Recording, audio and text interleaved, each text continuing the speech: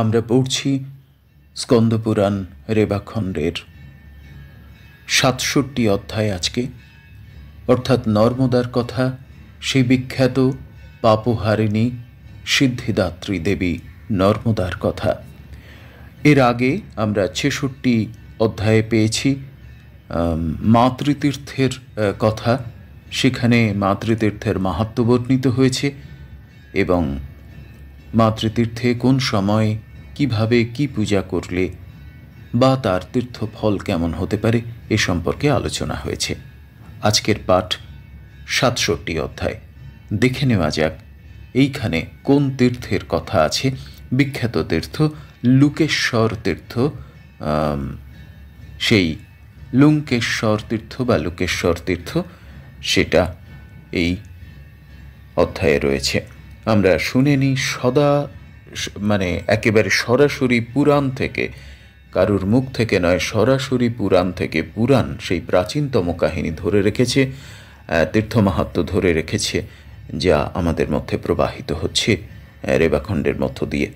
মার্কণ্ড ঋষির মুখে বর্ণিত হচ্ছে সেই নর্মদার পবিত্র কথা। শুরু করা যাক ৬৭ অধ্যায়ে রেবাখণ্ড। মার্কণ্ডেয় কহিলেন, হে তাত, এই মহাতীর্থে সুরাসুর নমস্কৃত বিখ্যাত লুঙ্কেশ্বর তীর্থ বিদ্যমান। এই লুঙ্কেশ্বর জলমধ্যে প্রতিষ্ঠিত জানিবে। মহিতলে নানা আশ্চর্যময় এই লুঙ্কেশ্বর অতি পবিত্র।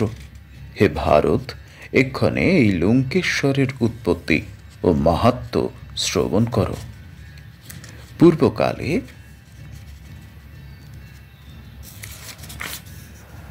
কালপৃষ্ঠ নামে এক বলদর্পিত মহাবীর্য বিখ্যাত দানব ছিল। দানব ব্রহ্মনন্দন কশ্যপের তনয়। কালপৃষ্ঠ গঙ্গাতীর আশ্রয় করিয়া বিপুল তপস্যা করিয়াছিল। সে অধোমুখে অবস্থানপূর্বক অহর্নিশ ধূমপান করিত। ইত্যবসরে শঙ্কর উমার সহিত সেই স্থানে উপনীত হয়। পার্বতী দানবকে উগ্র তপস্যায় প্রবৃত্ত দেখিয়া শঙ্করকে কহিলেন, হে মহাদেব, দেখুন জনৈক নর ধূমপান করিয়া তপস্যা করিতেছে। হে বিভো, আপনি প্রসন্ন হইয়া অদ্য ইহাকে সত্বর বরদান করুন। ঈশ্বর উত্তর করিলেন, দেবী, তুমি যাহা বলিতেছ ইহা আমার রুচিকর নহে। হে প্রিয়ে, পরকার্য বিসর্জন দিয়া সকলেরই নিজ কার্য চিন্তা করা কর্তব্য। দেখো, ইহা সত্যই কথিত হইয়া থাকে যে যে ব্যক্তি মূর্খ নারী ও বালকের মত অনুসারে কার্য করে তাহার ঘোর বিপদ উপস্থিত হইয়া থাকে। দেবী বলিলেন, শাস্ত্রে ইহাও পাঠ করিয়াছি যে পত্নীর প্রার্থিত বিষয়ে স্বামী যদি বহু হেতুবাদের অবতারণা করেন তবে তাহাতেও পত্নীর লঘুতা ব্যক্ত হইয়া থাকে। আপনি অদ্য যদি আমার বাক্যের অনুমোদন না করেন তবে আমি প্রাণত্যাগ করিব। পুরাণের এই ধরনটা আমরা দেখতে পাচ্ছি যত লৌকিক দিকে আসছে। এই যে গঙ্গা তীরে এমন একটা মানুষ তপস্যা করছে যে ধূমপান করছে সারাক্ষণ, এগুলো একেবারেই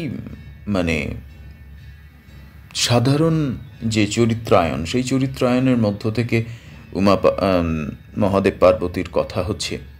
সেখানে এর আগে খুব কম সময়ে আমরা লক্ষ্য করেছি, একমাত্র সেই পার্বতী যখন দারুকিকে বলছে যে এখানে আমি থাকব, তখন মহাদেব তাতে অসম্মত হচ্ছেন।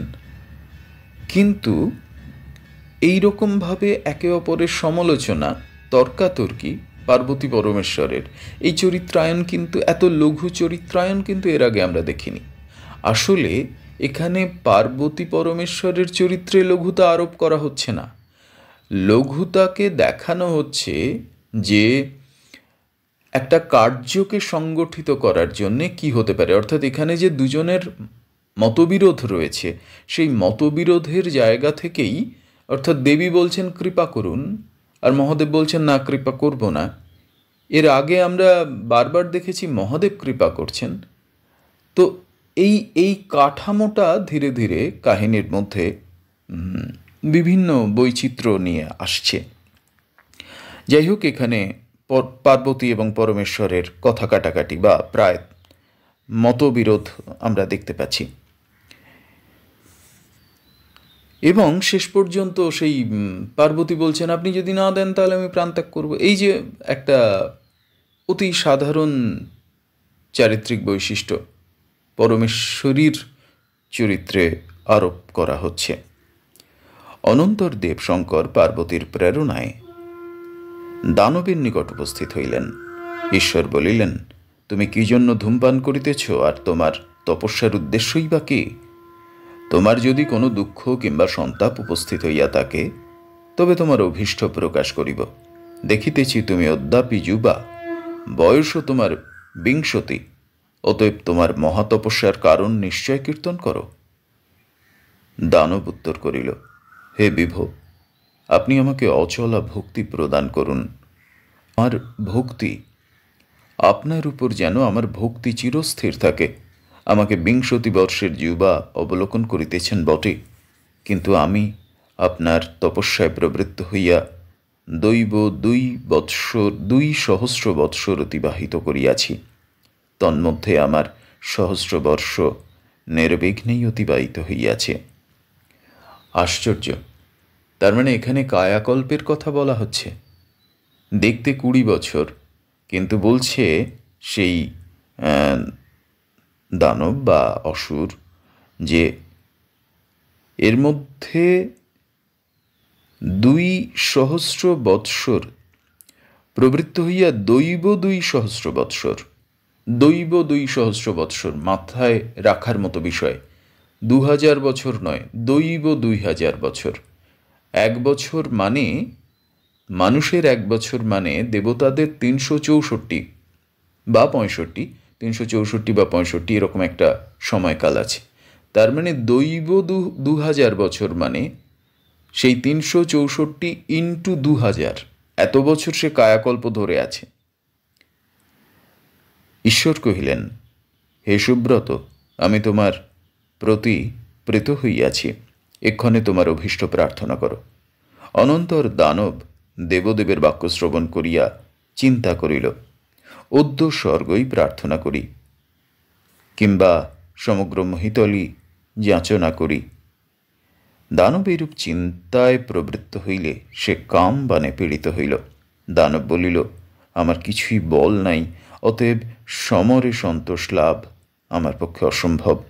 হে দেব, যদি আপনি আমার প্রতি প্রীত হইয়া থাকেন, এবং হে প্রভু, যদি আপনি আমাকে বর দান করেন, তবে ইহাই করুন, যেন আমি যাহার মস্তকে হস্তবিন্যস্ত করিব, হে দেব, সে দেব হোক কিংবা দানব বা গন্ধর্বই হোক, তৎক্ষণাৎ ভস্মাৎ হইবে।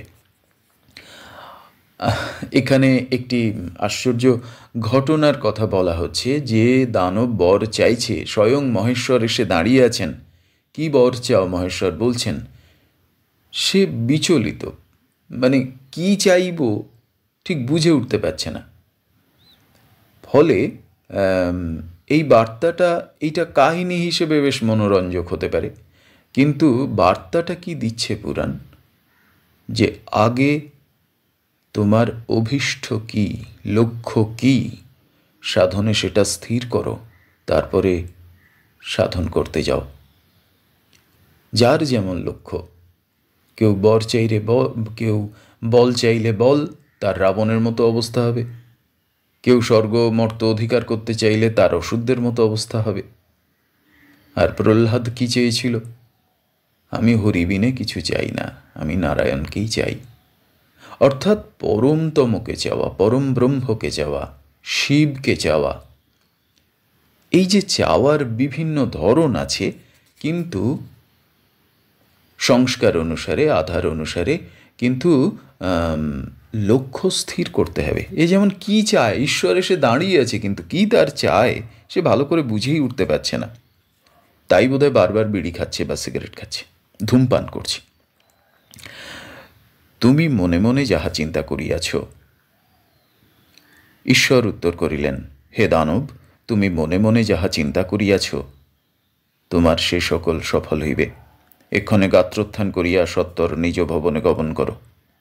দানব বলিল, হে দেব দেবেশ, আমি যতক্ষণ আপনার প্রদত্ত বর পরীক্ষা করি, ততক্ষণ এই স্থানে অবস্থান করুন। কি আশ্চর্য সংশয়, স্বয়ং ঈশ্বরকে সে সংশয় করছে, ঈশ্বর বাক্যে। এই হচ্ছে কলিযুগ। এটা কলিযুগের বর্ণনা। এই হচ্ছে কলিযুগ।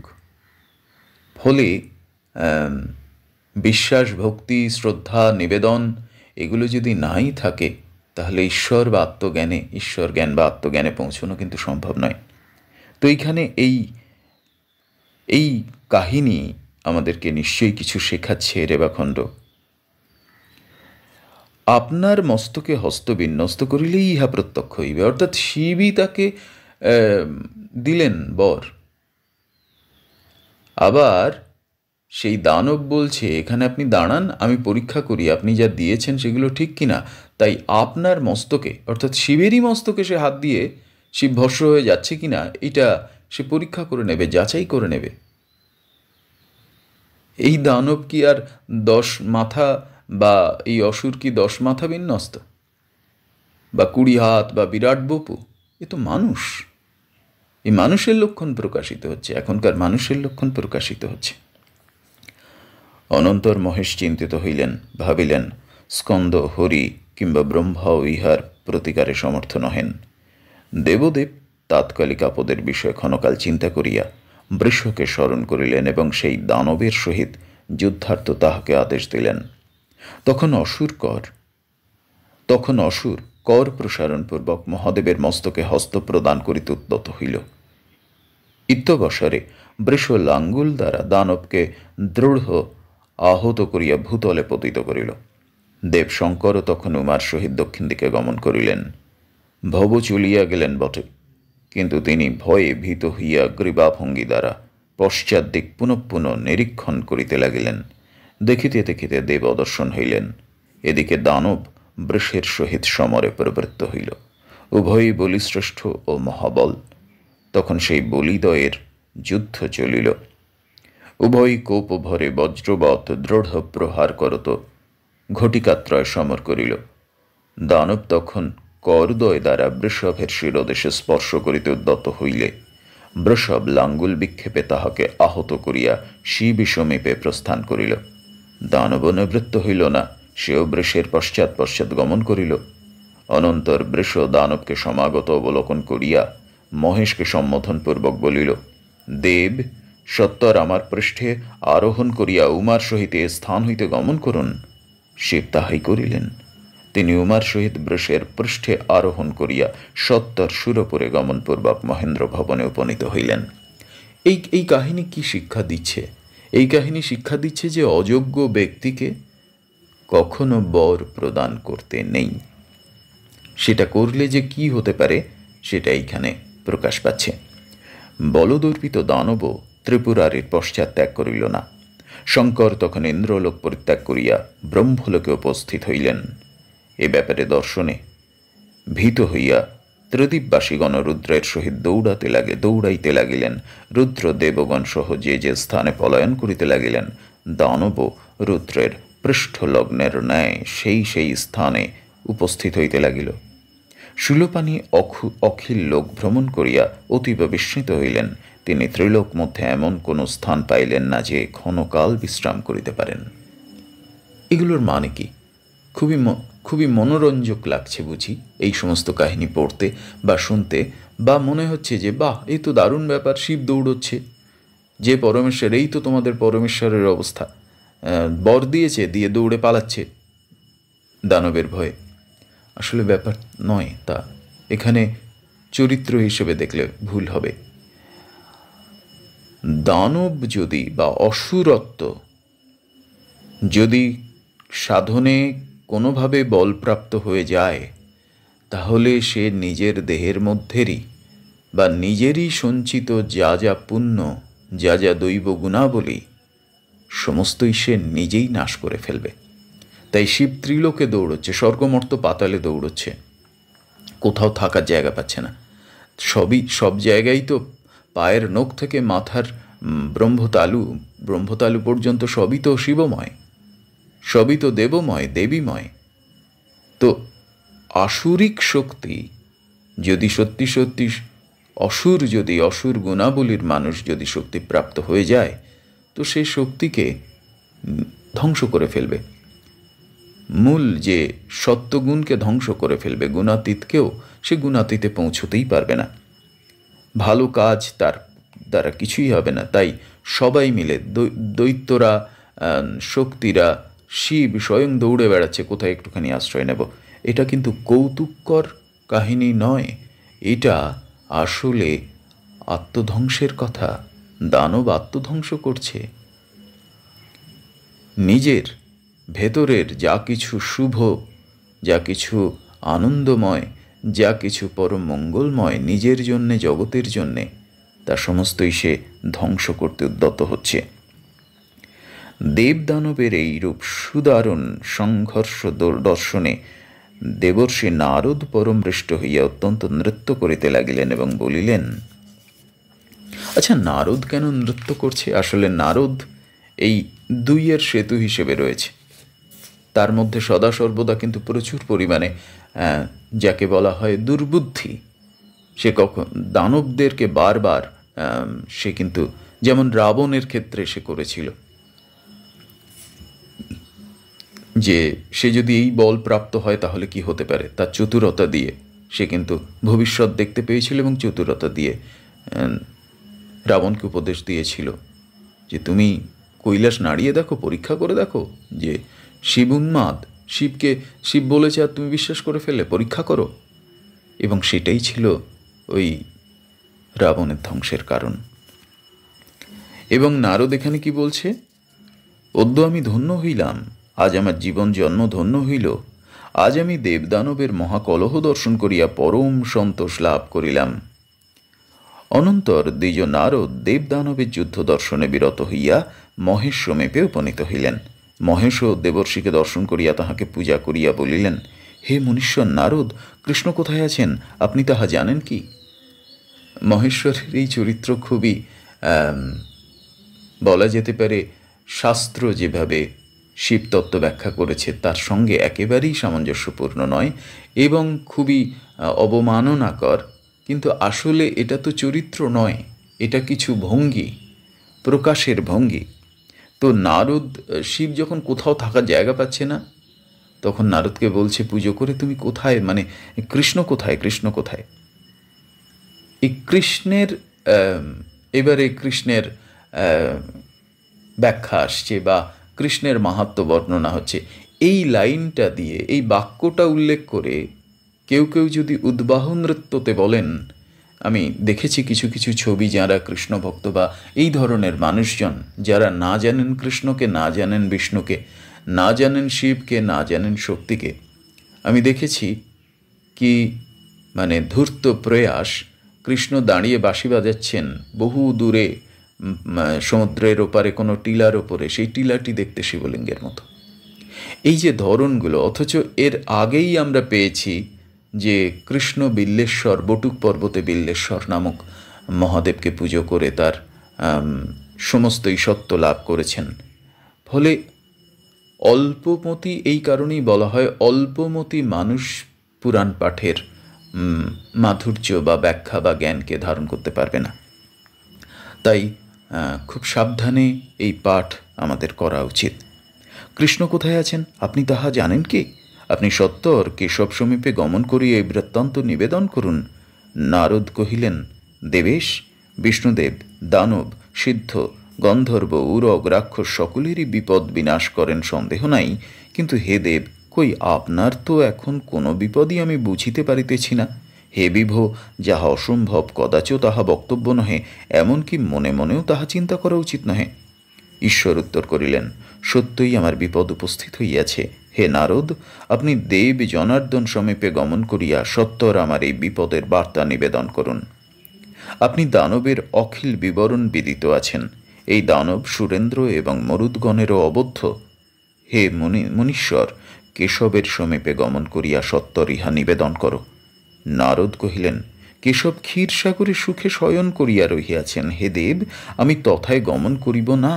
আপনার জন্য যে কেহ থাকে তাহার প্রতি কেশব সন্নিধানে গমনের আদেশ প্রদান করুন।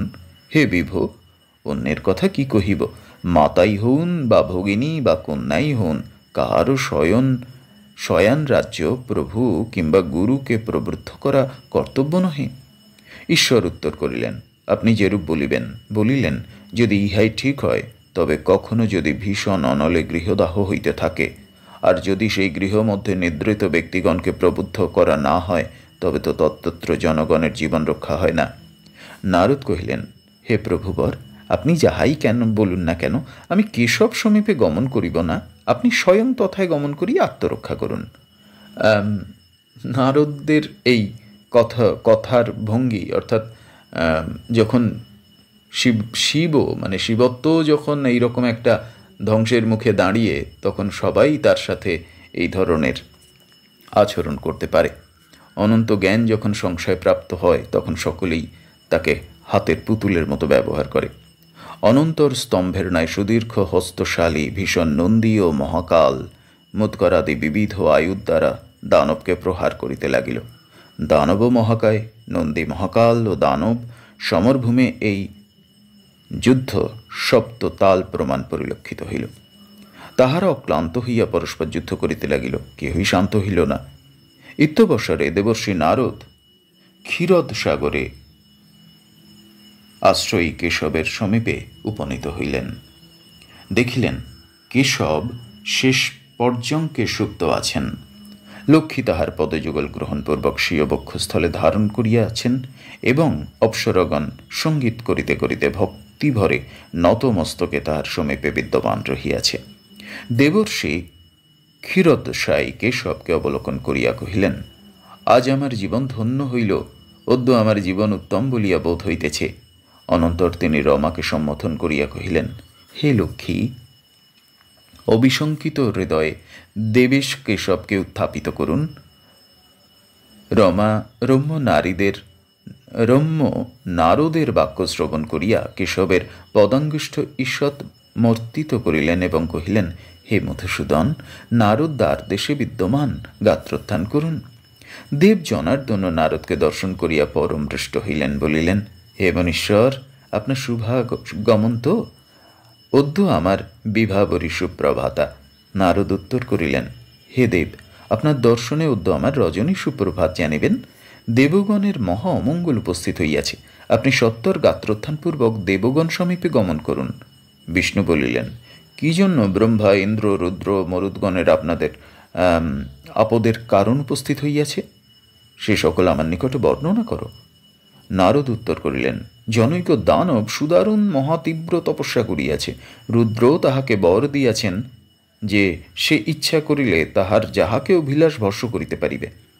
সম্প্রতি সেই অসুর শঙ্করকেই ভস্য করিতে উদ্যত হইয়াছে। রুদ্র দানবের এই রকম নির্বন্ধ জানিয়া অমরগণ সহ নানা স্থানে ভ্রমণ করিতেছেন। নারদের বাক্য শুনিয়া দেব জনার্দন তাহারই সহিত রুদ্র সন্নিধানে গমন করিলেন। দেখিলেন রুদ্রদেব উত্তর দিকে দ্রুত গমন করিতেছেন।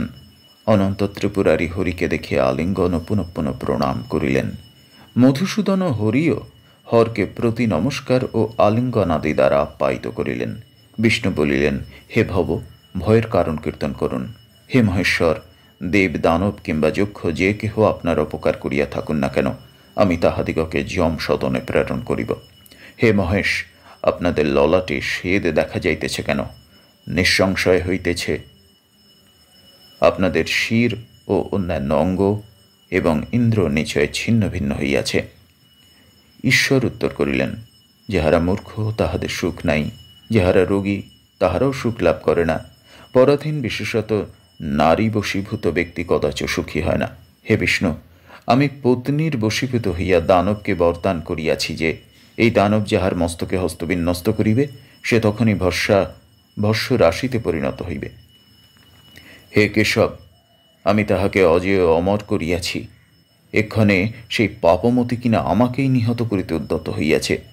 হে রমাপথে, একমাত্র আপনারই হস্তে ইহার প্রতিকার উপায় বিদ্যমান।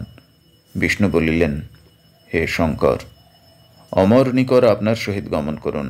আমি অদ্যই দানববরের উপায় উদ্ভাবন করিব। হে হর, আপনি অমরগণের সহিত রেবার তীরে বাস করুন, কালক্ষেপ করিবেন না, সত্তর গমন করুন। হে প্রভু, যে স্থানে দক্ষিণা গঙ্গা, মহানদী নর্মদা এবং যে যে স্থানে প্রাচী সরস্বতী বিদ্যমান, মর্তে তাদৃশ মহাতীর্থ দৃষ্ট হয় না। যে মানব তথায় স্নান ও ভক্তিপূর্বক দান করে, তাহার সপ্ত জন্মকৃত পাপ বিনষ্ট হয়, সংশয় নাই। হে দেবেশ, ইহা এক সর্বপাতক নাশন মহাপুণ্য তীর্থ। বিষ্ণুর আদেশে মহেশ সেই অনুত্তম হ্রদে প্রবেশ করিয়া অমর নিকর সহ আনন্দ করিতে লাগিলেন। অনন্তর তিনি বিবিধ মায়া উদ্ভাবন করিয়া বসন্তকাল সৃজন করিলেন। সুশোভন অশোক, বকুল, ব্রহ্মষষ্ঠী, শ্রীবৃক্ষ, কপিত্থ, শিরীষ, রাজচম্পক, শ্রীফল, তাল, কদম্ব, উদম্বর ও অশ্বতাদি তরুণিচয় কুসুমিত হইল এবং কুসুমসমূহের মনোহর সৌরভে ভ্রমরকুল আকুল হইয়া নিনাদ করিতে লাগিল। এই সকল উদ্যান পাদপের মধ্যে এক সুশোভন মহাতরু বিদ্যমান ছিল। এই পাদপ বহু বিহঙ্গ সমাকুল ও কোকিলগণের মধুর রবে মথুরিত। কৃষ্ণ তখন এক কন্যারূপ ধারণ করিলেন। চরাচর ত্রিলোকে তৎকালে তাদৃশ কন্যা দ্বিতীয় ছিল না। তখন মধুরীপুর মায়ায় অন্য আর 7টি কন্যা প্রাদুর্ভূত হইল। ইহারাও সুরূপা, সুলোচনা, দিব্যরূপ ধারিণী ও দিব্য আভরণ ভূষিতা। তাহারা তখন কামিনী কামুক পুরুষেরই কামনা করিতে লাগিল। অনন্তর তাহারা মৌক্তিক, মাণিক্য ও সুশোভন বৈদুর্য রত্ন নিচয় দ্বারা এক দোলা নির্মাণ করিয়া কামহার এবং বংশ দ্বারা তাহা বদ্ধ করিল এবং সেই দোলায় আরোহণ করিয়া দোল খাইতে খাইতে সুমধুর সঙ্গীত করিতে লাগিল। তখন শীতল সমীরণ সুশোভন কুসুম সংস্পর্শে সৌরভশালী হইয়া বহিতে লাগিল। ক্রমে বায়ু দ্বারা পরিচালিত হইয়া সেই সুগন্ধ দানবের নাসাবিবরে প্রবেশ করিল। দানব কুসুম গন্ধে পীড়িত ও পরম বিস্মিত হইল।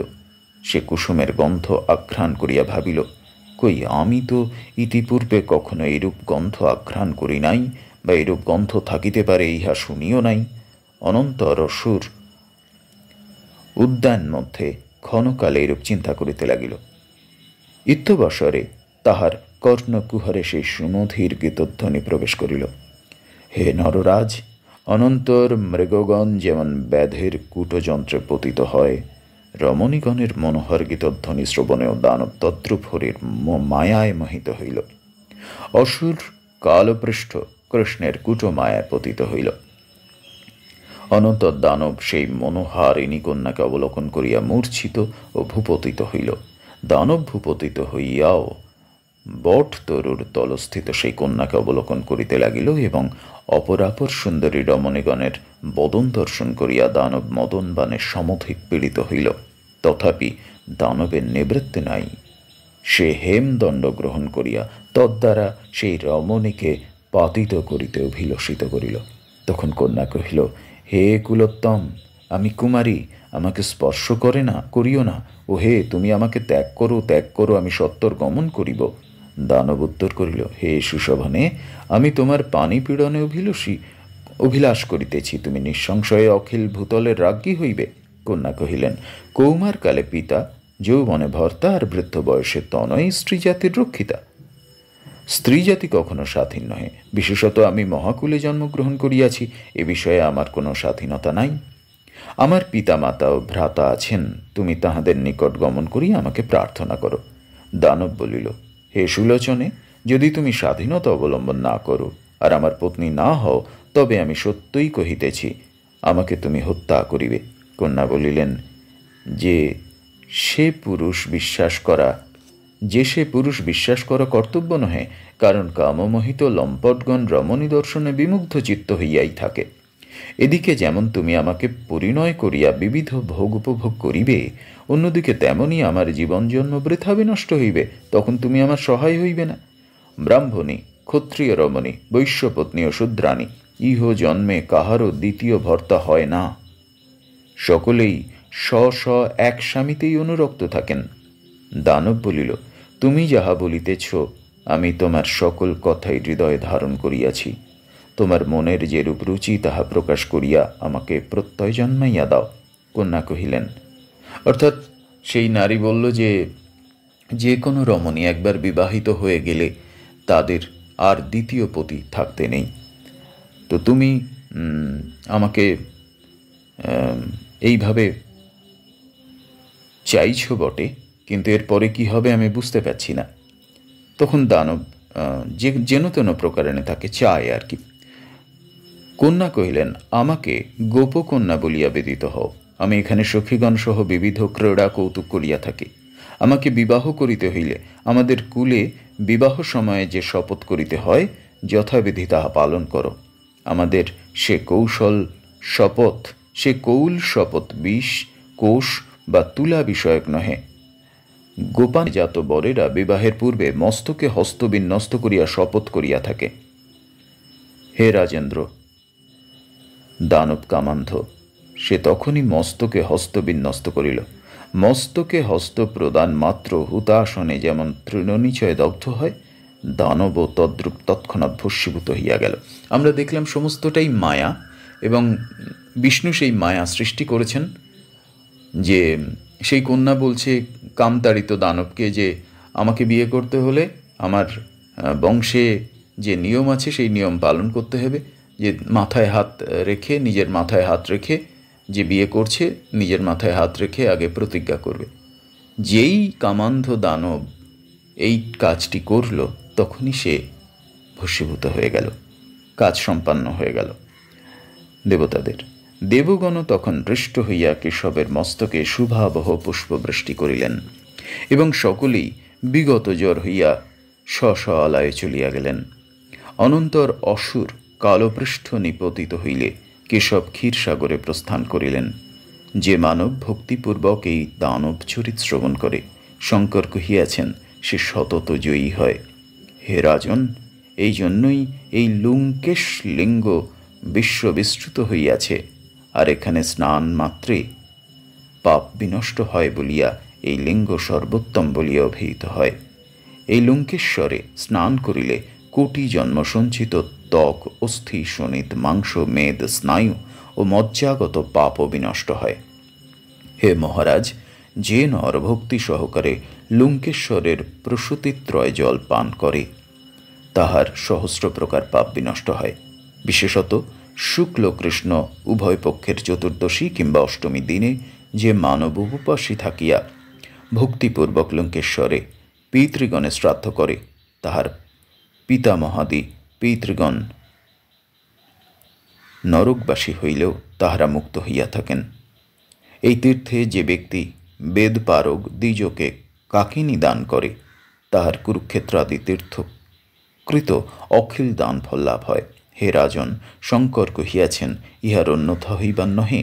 হে নৃপ, ইহা স্পর্শলিঙ্গ স্বয়ং শঙ্কর দ্বারা নির্মিত। ইহার স্পর্শমাত্রই মানবগণের রুদ্রলোকে বাস হয়। এই স্থানে দান করিলে কুরুক্ষেত্র তীর্থের দান ফল লাভ হয়। এজন্য লোকপালগণ এই তীর্থের রক্ষক নির্দিষ্ট হইয়াছে। চতুর্ভুজা কল্যাণদায়িনী দুর্গা দেবী ও লোকপালেশ কুবের ইহারই এই ঈশ্বর মূর্তির রক্ষক। ইহারা বিবিধ গ্রহ বিগ্রহ ধারণ করিয়া নিরন্তর এই লঙ্কেশ লিঙ্গের রক্ষা করিয়া থাকেন। হে রাজসত্তম, এতদ্ভিন্ন অন্যান্য দেবগণ কেহ পুত্র, কেহ মিত্র, কেহ ভ্রাতা, কেহ কভু, কেহ প্রভু প্রভৃতি বিবিধ রূপে অদ্যপি এই ঈশ্বরের রক্ষা করেন, কদাচ লঙ্কেশ্বরকে পরিত্যাগ করিয়া অন্যত্র গমন করেন না। 67 অধ্যায় সমাপ্ত। নর্মদেহর নর্মদেহর নর্মদেহর। দীর্ঘ এই কাহিনী, দীর্ঘ এই খণ্ড, 67 অধ্যায় দীর্ঘ। আমরা আসলে লুঙ্কেশ্বর, রেবা তীর্থের, নর্মদা তীর্থের, লুঙ্কেশ্বর তীর্থের মাহাত্ম্য শুনলাম। সেই মাহাত্ম্য শ্রবণের আগে একটা কাহিনী আমরা পেলাম, যে কাহিনী খুব কৌতূহল তৈরি করে, কিন্তু তার মধ্যে অনেকগুলো বার্তা আছে। সচেতন শ্রোতা বা পাঠক নিশ্চয়ই সেই বার্তাকে খুঁজে নিতে পারবেন।